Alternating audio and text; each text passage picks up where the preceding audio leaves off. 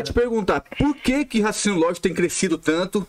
E até matemática tem diminuído um pouco, assim, e mais raciocínio lógico, porque eu não vejo muita lógica no raciocínio lógico. Mas na matemática eu vejo mais lógica, assim, não sei. Por que raciocínio lógico é tão importante assim nos concursos? Eu vou te responder isso. Na prática, tipo assim.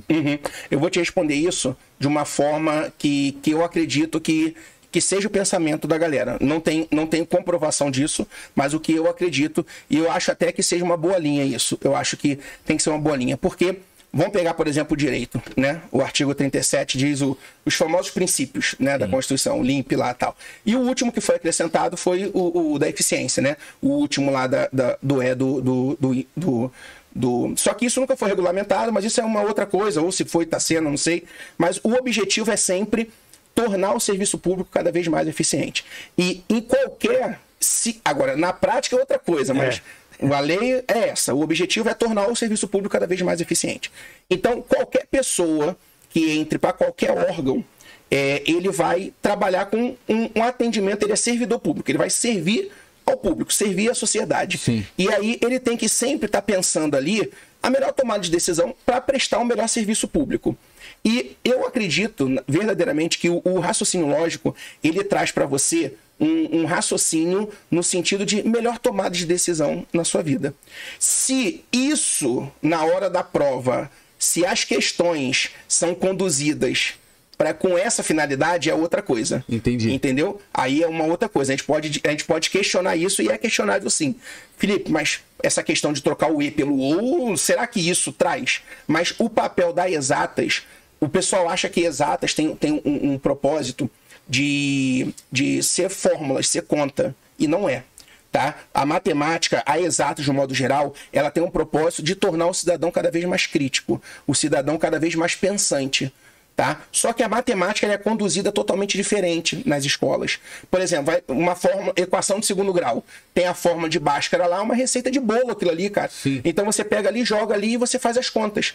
As escolas, e eu falo isso porque sempre trabalhei na educação, elas estão criando sempre alunos como se fosse máquina de Xerox. Robôs. O professor faz, a criança reproduz. Tanto que quem cola, na época da escola que colava, a cola não era as fórmulas. Botava as fórmulas, por quê? Tu sabia que com a fórmula, tu olhava o problema, jogava aqueles números ali.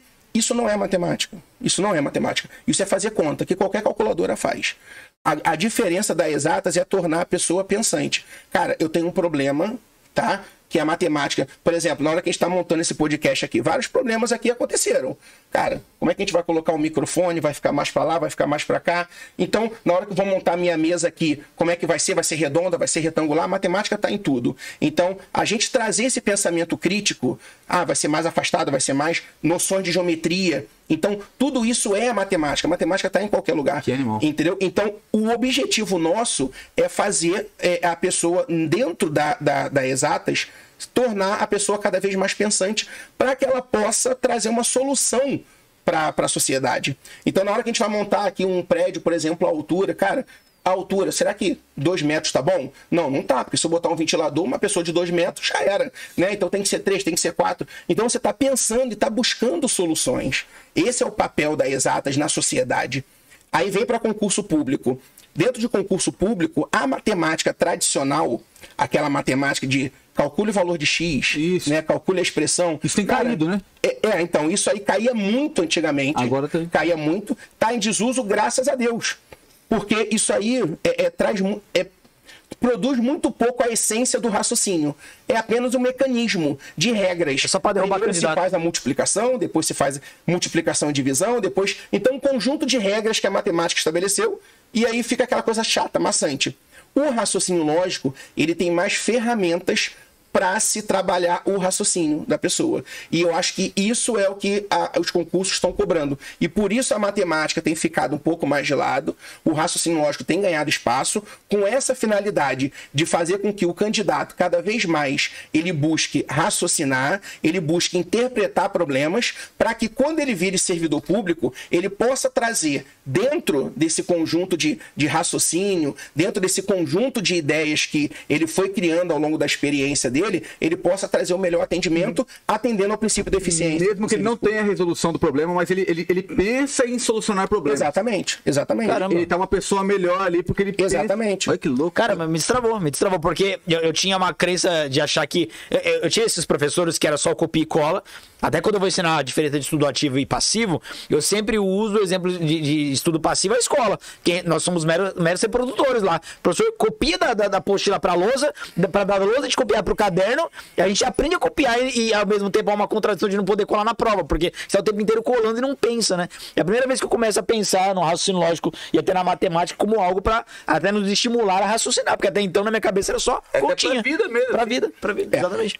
Qualquer problema, eu falo isso pra galera, eu chamo... depois que eu pensei nisso, eu tinha que chamar o nome, né? Eu chamo de método IMOP, que eu falo pra galera. Não, é o método IMOP, que é I de interpretação, né? Esse M do IMOP e N de navio, M de Maria, OP, né? São 3 etapas. I de interpretação, M de modelo de resolução e OP de operações, né? Então, são as 3 etapas que você tem que seguir em qualquer questão que você vai fazer de concurso público, né? Então, a primeira fase é você interpretar o problema. Então, a questão te propôs um problema e você vai olhar aquele problema ali e você vai ter que interpretar ele. Vai ter que olhar aquilo ali e falar assim, poxa, peraí, ele tá me dando isso, ele tá querendo aquilo. Todo problema vai ter isso. Dados fornecidos pelo enunciado, que é o ponto A, para você chegar no ponto B, que é a solução. Sim. Tá? Então, você tem que entender quem é o meu ponto A, o que ele me deu, o que ele forneceu, e aonde eu quero chegar, o que ele está me pedindo. Tá? Existe um modelo que vai fazer esse caminho. É como se você jogasse no Waze, no qualquer aplicativo aí de Google Maps, sei lá. Cara, eu tô aqui, eu quero entrar lá. Joguei, ele me deu a rota. Entendeu? Então, você tem aquela rota ali. Você tem um modelo para se fazer aquilo. Um processo para fazer aquilo ali. E depois que você sabe o processo, você vai aplicar esse processo. Não adianta você botar no Google Maps, por exemplo, lá, a sua trajetória, se você ficar parado. Você tem que ligar o carro, acelerar, virar aqui, virar ali. E esse processo de virar aqui e virar ali são as operações, né? Aí entra a soma, subtração, multiplicação. Só que o problema é que as escolas resumem a matemática só as operações. O aluno, ele vira um mero reprodutor de operação. Tanto que eu chego numa mesa de bar com os amigos para tomar uma cerveja, que não sei o que e tal.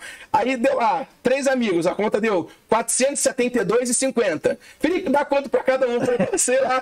Tu não é professor de matemática? A galera já acha que o professor de matemática é calculadora. Porque já criou esse rótulo de que, cara, o professor de matemática sabe fazer conta. Cara, mas não é só isso. Entende? Existe todo um processo antes, que o aluno ele não está acostumado com isso. Então, um dos bloqueios que se cria na matemática é justamente porque o aluno não foi treinado desde a base a pensar, sabe? Cara, você tem que pensar, você tem que buscar soluções. E o professor, se tem algum professor me escutando, valorize isso, cara. Porque às vezes o professor, eu passei por isso. Cara, não é assim. Sabe? É assim, como se o professor fosse o dono da razão, como se só tivesse um meio do aluno chegar lá. Não, tem que fazer desse jeito. Ou então, às vezes, não é assim, tá errado, mas não mostra para ele por que ele tá errado. Cara, eu valorizo. Aí, quando o aluno propõe uma solução que tá totalmente errado, primeira palavra minha, que legal. Porque ele propôs, ele pensou, cara. Ele fez a coisa mais difícil. Ele tentou resolver. Ele tentou resolver. Entendeu? Pode estar totalmente errado nos conceitos matemáticos. Mas eu tenho que valorizar o pensamento dele. Eu tenho que valorizar o fato dele estar fazendo uma coisa que as pessoas não querem fazer. Porque pensar dá trabalho. Então, se ele pensou uma coisa totalmente diferente, falou, cara, que legal desse pensamento. Mas olha só, deixa eu te contar uma coisa. Esse caminho aqui, ele não tá certo por causa disso. Aí eu conserto a rota dele. Mas eu valorizei. Você não para o cara, você realmente conserta a rota. Olha só, o que você pensou aqui, pô, bacana que você pensou isso. Só que, cara, isso aqui, por causa dos conceitos da matemática assim, assado, não tá correto. Por isso que não vai te levar ao teu ponto B. Você vai chegar no ponto C e você não pode chegar no ponto C. Você tem que chegar no ponto B. A matemática poderia ser muito melhor usada na escola. Eu já fiquei empolgado para aprender. Mas é isso. E até o lado contrário também. Quando o aluno, por exemplo, na escola, ele é bom em matemática, vai bom em operações. O cara é bom de raciocínio rápido. O cara já manda para engenharia. Mas não, o cara talvez ele seja bom de resolver problemas, podia ir para outra área. Exatamente. Ele é um administrador, por exemplo. Sim, porque ele desenvolveu essa capacidade de resolver problemas, mas não necessariamente... E